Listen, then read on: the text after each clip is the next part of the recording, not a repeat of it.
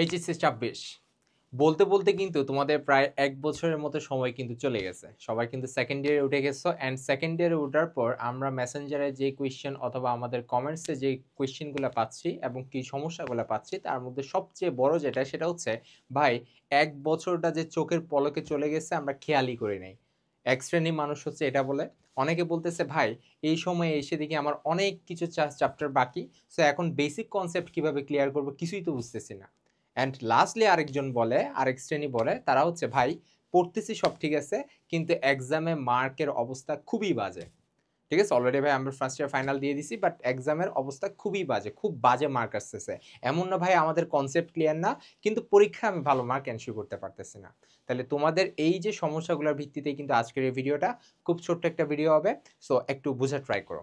প্রথমত তোমাদের সবার সবচেয়ে বড় যে কোয়েশ্চেন সেটা হচ্ছে ভাইয়া সিলেবাসটা অনেক বাকি। এখন ভাইয়া লাস্ট মুহূর্তে এসে এখন কিন্তু আমাদের সামনে কিন্তু অত সময় নেই। সো এখন সিলেবাসটা কিভাবে শেষ করব? দেখো তোমাদের এখন কিন্তু অত বেশি ফার্স্ট ইয়ারে যেরকম তোমরা একটা চ্যাপ্টার তোমরা একটা চ্যাপ্টার বলতে গেলে আমি কি বলবো একটা চ্যাপ্টার ১ থেকে ১.৫ মাস পড়ছো এরকম হইছে না? তোমাদের ইভেন বায়োলজির একটা চ্যাপ্টার তোমরা ১ থেকে ১.৫ মাস পড়ছো। ফিজিক্সের জাস্ট একটা ভেক্টরই তোমরা ১ থেকে ১.৫ মাস পড়ছো। আমি জানি, ঠিক আছে? সো সেকেন্ড ইয়ারে কিন্তু উঠে তোমরা এই তোমাদের ভুলটা বুঝতে পারতেছো। কারণ আল্টিমেটলি তোমার তো সব চ্যাপ্টার শেষ করতে হবে। আগে তো তোমার ফুল প্রিপারেশন নিতে হবে। তারপর তার শেষে বাকিগুলা। অ্যান্ড ফার্স্ট ইয়ারে আমরা বেশিরভাগ মাথায় থাকে কি নয়তো ভাইয়া বুয়েট লাগবে, নয়তো ভাইয়া মেডিকেল লাগবে। এখন থেকে আমি অনেক ভালো করে প্রত্যেকটা জিনিস ধরে ধরে পড়তেছি। বাট সেকেন্ড ইয়ারে উঠে কি দেখা যায় ভাই আমি সিলেবাসই শেষ করতে পারতেছি না, আমি কনসেপ্ট কেমনে ক্লিয়ার করব, তাই না? সো সিলেবাস শেষ করার জন্যই কিন্তু আমরা তোমাদের কথা কিন্তু চিন্তা করে নিয়ে আসছি আমাদের এইচএসসি ২৬-এর জন্য একটা রিভাইভ প্রোগ্রাম, ঠিক আছে? তোমাদের একটা বাঁচানোর প্রোগ্রাম বলা যেতে পারে। কেন বলতেছি দেখো এখানে কিন্তু আমাদের তোমরা সিলেবাস যেহেতু বাকি যাদের, তো আমাদের সিলেবাসটা শেষ করার জন্য কিন্তু কিছু স্পেশাল ক্লাস আছে। প্রত্যেকটা চ্যাপ্টারের উপর আছে, এটা একটা নির্দিষ্ট সিকোয়েন্স অনুসারে আছে। সো তুমি কি করবা, তুমি ক্লাসগুলো 2x এ দরকার হলে তুমি 2x এ করে ফেলবা। তো এখন যখন তুমি 2x এ করবা, এখন তো সাপোজ ধরো তোমার সিলেবাসের ওই পার্টটা তোমার মোটামুটি একটা চ্যাপ্টার, দুইটা চ্যাপ্টার যা যা বাকি আছে ৫ থেকে ৬টা চ্যাপ্টার সব ধরো তোমার পড়া হয়ে গেছে।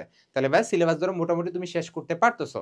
সেকেন্ড যে কোয়েশ্চেনটা সেটা হচ্ছে অনেকে করবা ভাইয়া সিলেবাস যদি আমি খুব দ্রুত শেষ করি তাহলে আমার হয় কি আমার বেসিক কনসেপ্টটা ভাইয়া ক্লিয়ার হচ্ছে না।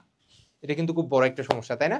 সো বেসিক কনসেপ্ট ক্লিয়ারের জন্য দেখো তোমরা তো সবাই অফলাইন প্ল্যাটফর্মে পড়তেছো কিংবা অনলাইন প্ল্যাটফর্মে তোমরা জড়িত আছো কিংবা ধরো বাসায় টিচারের কাছে পড়তেছো। তো তুমি এখন কি করবা, টিচারের কাছে তো ধরো তুমি এদিকে হচ্ছে একবার ভিডিওটা পুরো দেখে ফেলবা খুব ফাস্ট, তারপর তুমি টিচারের কাছে ওই রিলেটেড ওই চ্যাপ্টার রিলেটেড যত সমস্যা সবগুলো সলভ করবা। তাইলে তোমার হবে কি তুমি অলরেডি নিজে যদি চ্যাপ্টারটা সম্পর্কে একটা আউটলাইন ধারণা একটা যদি পেয়ে যাও তাহলে বাদ বাকি টিচারের কাছে কি কিন্তু খুব খুব ফাস্ট তুমি চ্যাপ্টারটা শেষ করে ফেলতে পারবা। তুমি আমার কথা বুঝতে পারছো কিভাবে শেষ করতে পারবো বলতেছি? আচ্ছা তো এখন বেসিক কনসেপ্ট ক্লিয়ারের জন্য আবার অনেকের আরেকটা ঝামেলা হয়, ধরেন ভাই কিছু একটা চ্যাপ্টার ভাই ধরেন আমি সব বুঝছি, মহাকর্ষ অভিকর্ষ, হ্যাঁ ভাই আমি এই চ্যাপ্টার সব কিছু বুঝছি বাট লাস্টে গিয়ে চাঁদের কিছু ম্যাথ আছে আমি এগুলো ধরতে পারতেছি না, বুঝতে পারতেছি না। তো সেই জন্য কিন্তু আমাদের যে রিভাইভ প্রোগ্রাম এখানে কিন্তু তোমরা বেসিক কনসেপ্ট ক্লিয়ারের ক্লাসও কিন্তু পেয়ে যাচ্ছ যাদের বেসিক কনসেপ্টের সমস্যা আছে। সো তুমি ওই যে পার্টটা বের করে ওখানে 2x এ গিয়ে ওখান থেকে গিয়ে ওই জিনিসটা খুব ভালো করে সলভ করে নাও। মানে আমার কথা হচ্ছে তোমাকে এখন সিলেক্টিভ হইতে হবে। তুমি এখন তোরাফলি জাস্ট পড়তেছো সিরিয়ালি একদম অনেক টাইম নিয়ে নিয়ে পড়তেছো, এই সময় কিন্তু তোমার নাই। এরকম যদি তুমি পড়তে থাকো তুমি এইচএসসি তে নিশ্চিত থাকো তুমি এ প্লাসে মারা খাবা। তো তুমি যদি এইচএসসি তে এ প্লাসে মারা খাও সেটার ফল কিন্তু তোমার অ্যাডমিশনে গিয়ে পড়বে।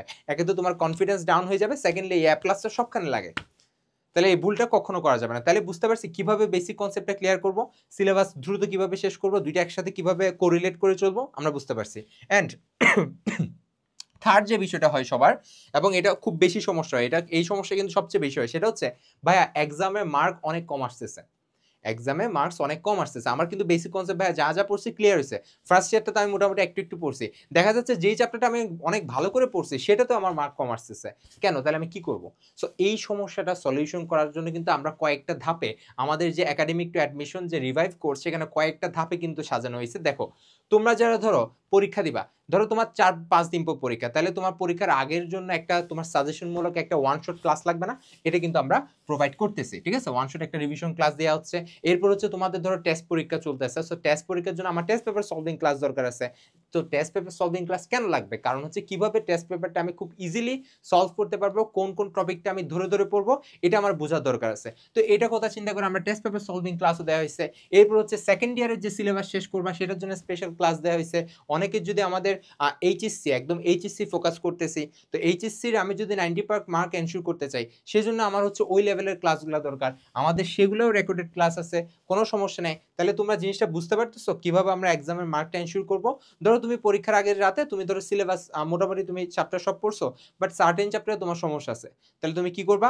ওয়ান শট রেকর্ডেড ক্লাস ধুমধাম করে দেখে ফেলবা, তারপর তুমি টেস্ট পেপার সলভিং ক্লাস করবা। কোনো একটা জায়গায় যদি তোমার বেশি সমস্যা থাকে, তখন তুমি আমাদের রেকর্ডেড ক্লাস যেগুলো বেসিক কনসেপ্ট ক্লিয়ারিং, ওগুলো করে ফেলবা। মানে আমাদের 3 ধাপে কিন্তু ক্লাস থাকতেছে, তাই না? অ্যান্ড সবার লাস্টে যেটা হয় সেটা হচ্ছে এইচএসসি লাইফে তোমরা কখনো পরীক্ষা দাও না, তোমরা জাস্ট থিওরি পড়তে থাকো। পরীক্ষায় তোমরা এই যে বাসায় তোমরা একের পর এক জাস্ট রাফ করে ম্যাথ সলভ করতে থাকো, ফিজিক্সে সলভ করতে থাকো, কেমিস্ট্রিতে আমরা রিয়েকশন লিখতে থাকি, বাট আমরা কোনো স্ট্রাকচার্ড কোনো এক জায়গায় আমরা পরীক্ষা দেই না। তো এই জন্য এই কথাটা চিন্তা করে, এটাই কিন্তু সবচেয়ে ক্রুশাল জিনিস, যেটার কারণে আমাদের মার্কস কিন্তু কম আসে, কারণ আমরা পরীক্ষা দেওয়ার অভ্যাসটা গড়ে তুলি না। তো এই জন্য কিন্তু আমাদের অলমোস্ট 120+ বোর্ড কোয়েশ্চেনগুলোকে অ্যানালাইসিস করে বানানো এক্সাম সেট আছে, যেগুলো তোমরা দিলে অবশ্যই তুমি বুঝতে পারবা যে একটা সৃজনশীল আমি কিভাবে আনসার করব। ইভেন সেটা কেমিস্ট্রি হলেও কিন্তু আমার সৃজনশীল আনসার করার কিছু নির্দিষ্ট পদ্ধতি আছে। একে তো জাস্ট বেসিক কনসেপ্ট ক্লিয়ার থাকলে আমার হবে না, আমার টপিক ধরে ধরে আমার আগে প্রত্যেকটা ম্যাথ পারা লাগবে। বেসিক তো আসছে পরে। দেখো বোর্ডের কোয়েশ্চেনে কিন্তু প্রত্যেকটা জায়গায় একটা সিকোয়েন্স আছে, এখানে কিন্তু সিকোয়েন্সের বাইরে কখনো যায় নাই। হালকা একটু কোডিং করতে পারে, কিন্তু অনেক কোডিং কখনো করে না, একটা নির্দিষ্ট প্যাটার্ন ফলো করে। ফিজিক্সের একটা নির্দিষ্ট চ্যাপ্টার ধরে নিয়ে আমি কাজ ক্ষমতা শক্তি, ওই চ্যাপ্টারের মধ্যে ধর 10 থেকে 12টা টপিক আছে, তুমি নিশ্চিত থাকো ওই টপিকগুলো থেকে কোয়েশ্চেন আসবে। তাহলে আমি ওই টপিকগুলোকে ধরেই যদি তোমার পরীক্ষা নেই, তাহলে তোমার পরীক্ষার আগে এই জিনিসগুলো ক্লিয়ার হয়ে যাবে না? সো তুমি বুঝতে পারছো? সো এই জন্য তোমাদের জন্য এই কোর্সটা আমরা নামালাম, অ্যান্ড এটা তোমাদের ভালো করেই কিন্তু ভালো চিন্তা করেই কিন্তু নামানো হয়েছে। সো তোমরা কিন্তু ডেমো চেক করতে পারবা যে তোমার জন্য ফলপ্রসূ হচ্ছে কিনা, তুমি এটা চেক করতে পারবা, করে কিন্তু তুমি ইজিলি কোর্সটা পারচেস করতে পারবা। ঠিক আছে? সো সবাই ভালো থাকবা, সুস্থ থাকবা, and আমার জন্য দোয়া করবা। আসসালামু আলাইকুম।